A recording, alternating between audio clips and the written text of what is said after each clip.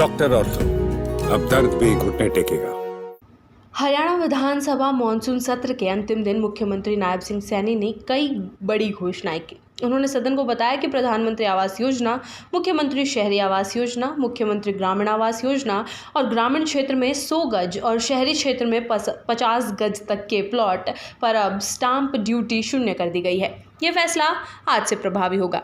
CM Saini ने कहा कि पिछली सरकारों ने कलेक्ट्रेट रेट तय करने के लिए कोई पारदर्शी फॉर्मूला नहीं अपनाया था, जिससे बिल्डरों और भू माफियाओं को फायदा हुआ। उन्होंने कहा, किसान मरता रहा और माफिया फलते फूलते रहे। हमारी सरकार ने एक तय फॉर्मूले के तहत अलग अलग क्षेत्रों में कलेक्टर रेट बढ़ाए हैं, जिससे किसानों को न्याय मिल सके।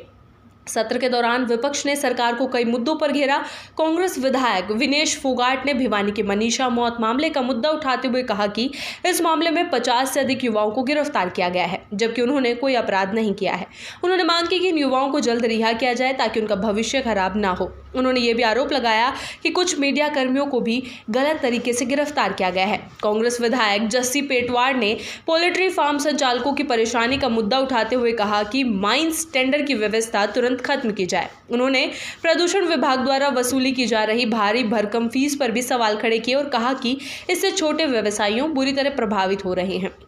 प्रश्नकाल के दौरान कांग्रेस विधायक आदित्य सुरजेवाला ने प्रदेश में बढ़ते अपराधों का मुद्दा उठाया। इस पर मुख्यमंत्री नायब सैनी ने कहा कि कांग्रेस द्वारा लाया गया स्थगन प्रस्ताव पहले ही चर्चा के लिए आ चुका है। इसके जवाब से असंतुष्ट होकर कांग्रेस विधायकों ने हंगामा शुरू कर दिया। हंगामे के बीच झज्जर से कांग्रेस विधायक गीता भुक्कल ने कल सदन में सीएम द्वारा शैतान शब्द के इस्तेमाल पर सवाल उठाया और पूछा कि मुख्यमंत्री ने यह शब्द किसके लिए कहा था। जवाब में मुख्यमंत्री सैनी ने कहा, मैंने कर्नल शैतान सिंह की वीरता का उदाहरण दिया था, जिन्होंने देश की सीमा पर खड़े होकर देश की रक्षा की थी। इसके बाद कांग्रेस विधायक रघुवीर काद्यान ने इस शब्द को सदन की कार्यवाही से हटाने की मांग की। स्पीकर हरविंदर कल्याण ने मामले को शांत करते हुए चर्चा समाप्त करने की घोषणा की। लोहारू से कांग्रेस विधायक राजवीर फरटिया ने लोहारू और भिवानी में इंडस्ट्रियल मॉडल टाउनशिप स्थापित करने की मांग उठाई।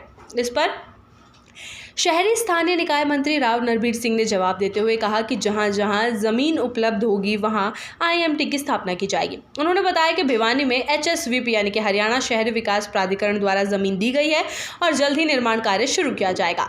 मुलाना से कांग्रेस विधायक पूजा ने अंबाला में जल भराव की समस्या को उठाया। उन्होंने कहा कि हर साल बारिश के कारण नदियों का पानी घरों और खेतों में घुस जाता है। नदियों की सफाई न होने से ये समस्या बार बार सामने आती है। इस पर सिंचाई मंत्री श्रुति चौधरी ने कहा कि इस बार हरियाणा में पहली बार ऐसी स्थिति बनी है। उन्होंने कहा, सरकार ने इस पर काम शुरू किया है, लेकिन इस बार मारकंडा नदी में पानी जल्दी आ गया, जिससे सफाई कार्य में बाधा आई। जो कार्य शुरू किए गए हैं वे प्रदेश में पहली बार हो रहे हैं और जल्द ही इसका असर दिखेगा। सदन में राज्य गीत और राष्ट्र गीत के साथ ही हरियाणा विधानसभा का मॉनसून सत्र अनिश्चितकाल के लिए स्थगित कर दिया गया। इस सत्र में सरकार और विपक्ष के बीच तीखी बहसें हुई, कई महत्वपूर्ण मुद्दे उठे और सरकार की ओर से कुछ बड़ी घोषणाएं भी की गई।